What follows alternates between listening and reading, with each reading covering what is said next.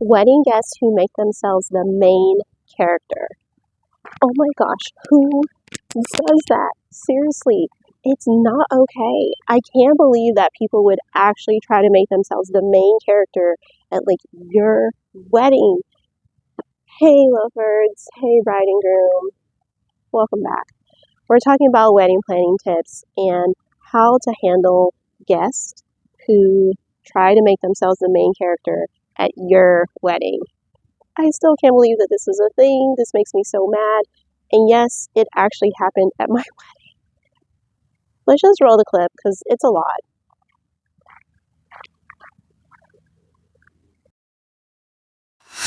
Here comes the bride walking down the aisle, and things are looking pretty, normal up until here and pretty calm.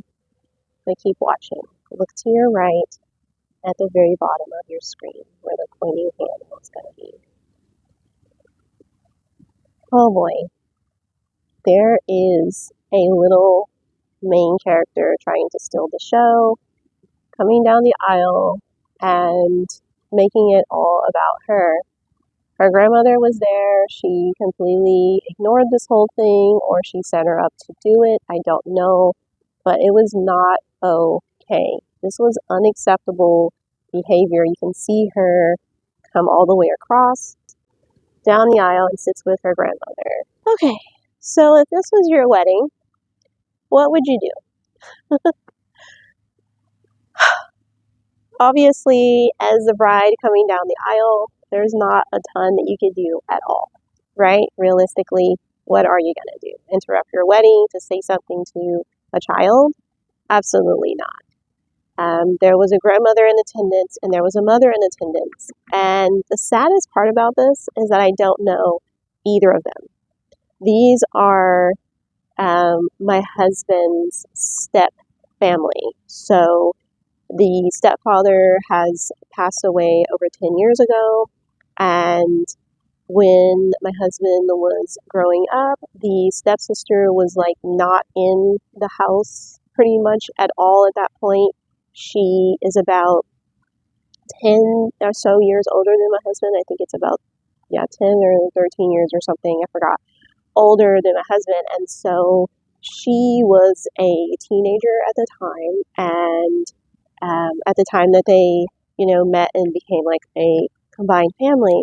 And so a few years later, she's already out of the house, right? Well, at 18. Well, my husband is still pretty young at this point, and they still don't have like a relationship with each other at this point still.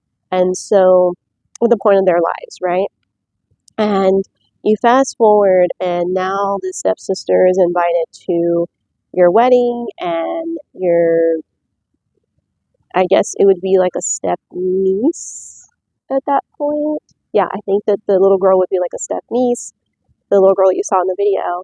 And then there is the little girl's grandmother, which is his stepsister's mother, right?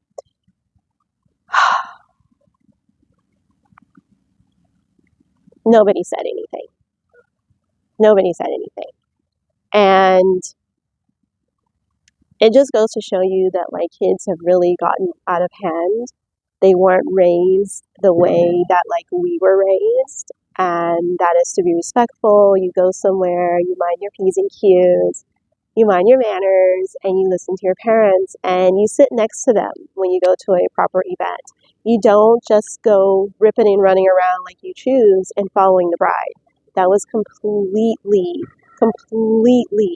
unacceptable and very sad to see, to tell you the truth, because people think like, oh, was she supposed to be a little flower girl or something? No, that's not what my husband wanted. He didn't want her to be a flower girl. And the reason why I'm talking about these things with you guys today, I always like to talk about the reason. I don't just bring up drama to bring up drama. I bring it up for a reason, right? First of all, there will be drama of some sort. Even if you try to think that no drama is going to happen, or you pretend that no drama happened at your wedding. Yes, it did. There's always something that goes awry, okay? So that's first of all. It's just being real. The second reason why I'm bringing this up is to talk about like what could have been done differently so that this did not happen. Okay. So when the officiant makes an announcement about everyone standing when the bride comes down the aisle, that announcement was made. He was on a microphone. People could hear him, right? Okay. So the other announcement that could have been made was you are not allowed to walk down this middle aisle. No one's allowed to walk down this middle aisle.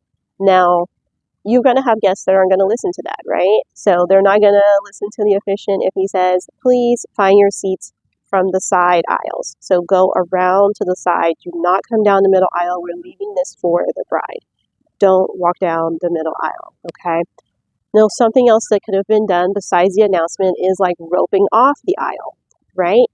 But even at roping off the aisle on like a low level and a high level, and like guests go around, parents and grandparents need to be mindful of the guests that they bring.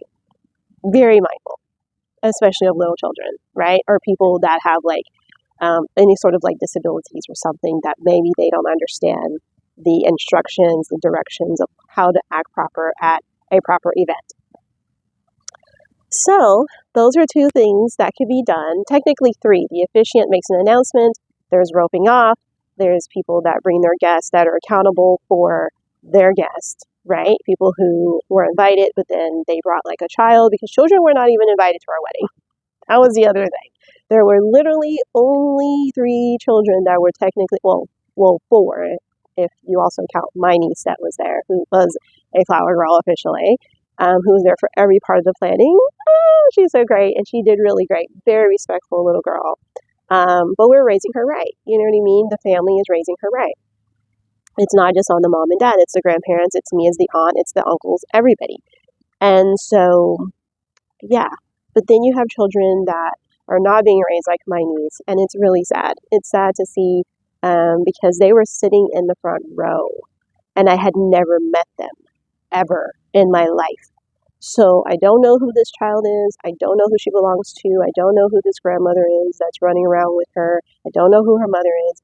And that's like concerning for me. Like, should you know the guests that are attending your wedding? I think so. Obviously, you're not going to know every single person, but I think when it comes to family, at some point in between like getting engaged and the wedding, I do think that you should be meeting the family members. Now, some people are going to say, I'm going on way too long about this, and like it happened, let it go, you made it down the aisle, it's not a big deal. But it is a big deal. It is a big deal. It's a big deal to me, and it will be a big deal to you on your wedding day if it happens to you. The guests are confused. I was confused watching my video back. I was like, what is this? What is happening here?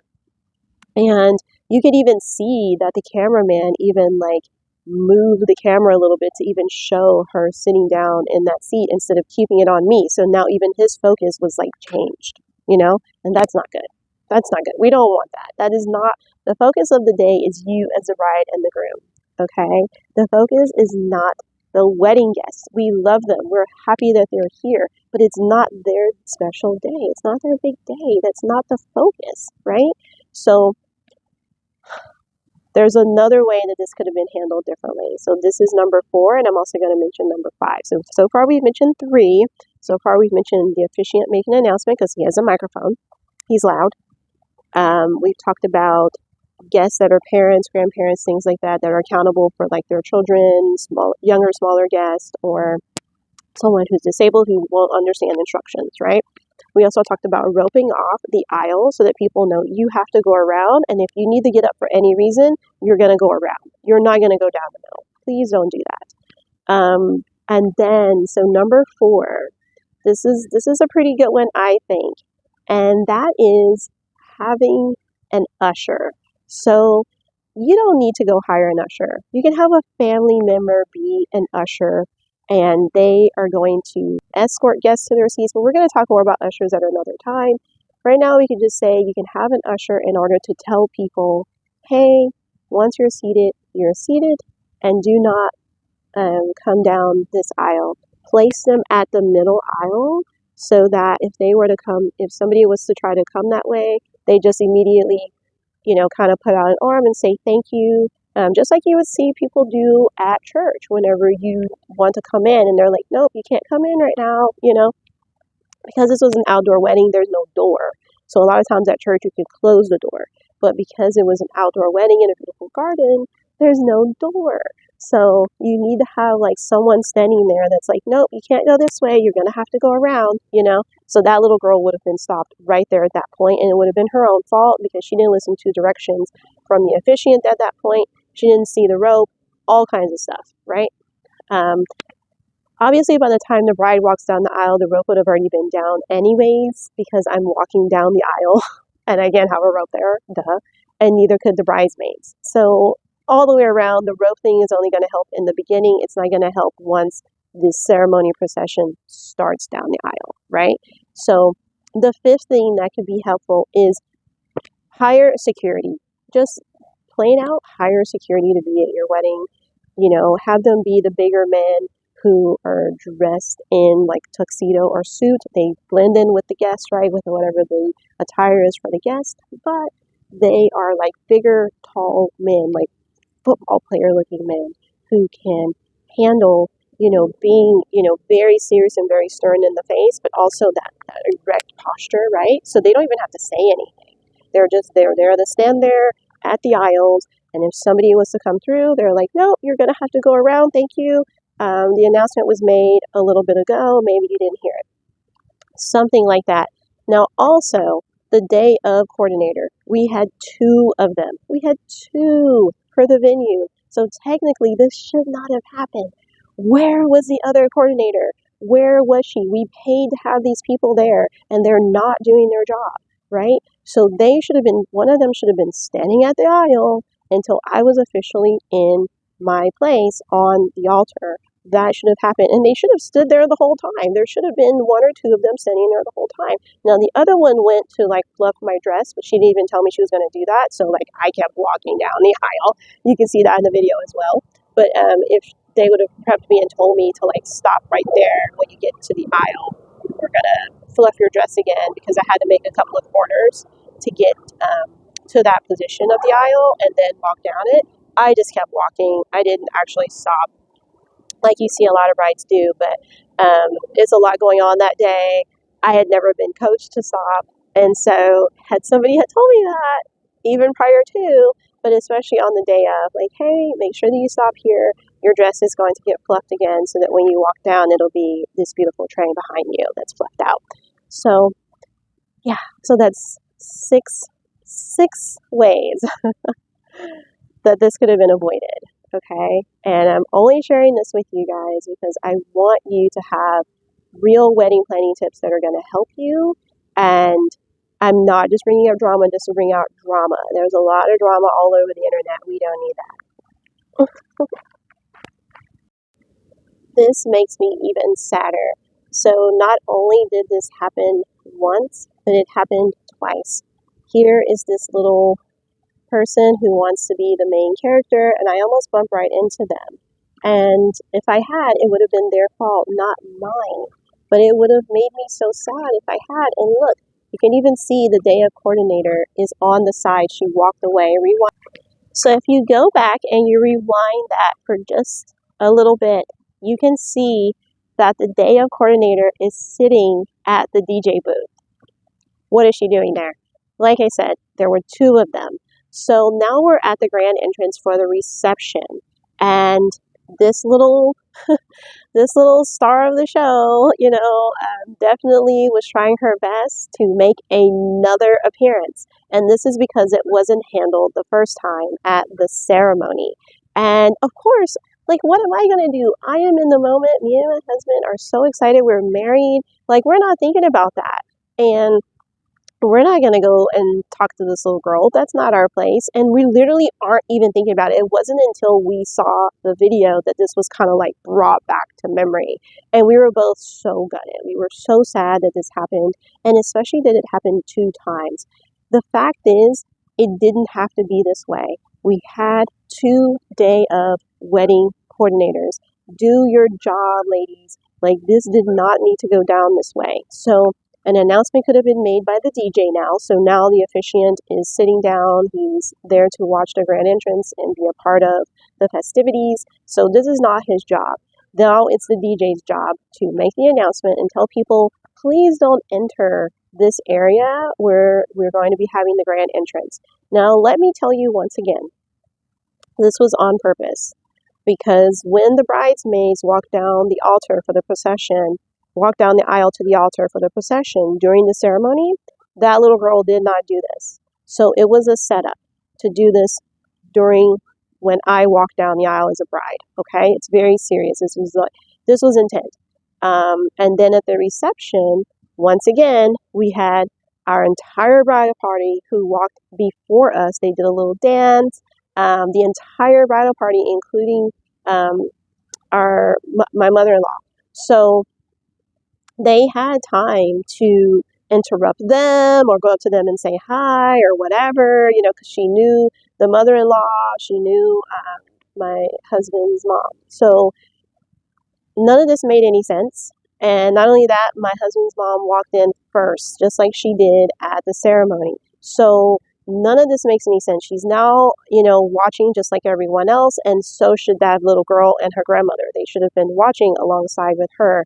Why were they in the middle of the grand entrance area where they knew we were about to walk out to? They could see us standing on the side. There were no curtains or anything. They knew that we were about to walk out. And we didn't just walk out. It was a grand entrance for a dance. We were doing a dance. So I could have really hit this little girl, and I was super sad the thought of hitting her, because I don't want that. I would have been I would have been crying. I would have been literally crying, the saddest tears on my wedding day, that this person was in my way, and there was nothing I could do about it, because it was too late to see them. We come running out. I did not see them. So, and then they came out at the same time as we did, and it was could have been a huge collision, So it wasn't great. Like I said, it was done on purpose. It looks like the grandmother pretends to take an up close picture or something. I don't know, but it just didn't sit well with me, seeing that.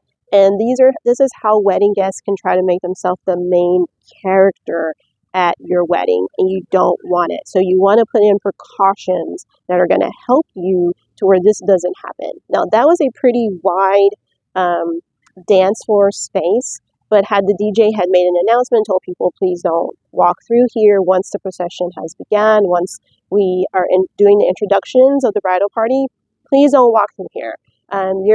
Your position is to be in the front of the dance floor at that time, like everybody else. Everybody else was standing there. There was no reason for them to jump out on purpose and try to come toward us. It doesn't make any sense at all. It was just really, really weird.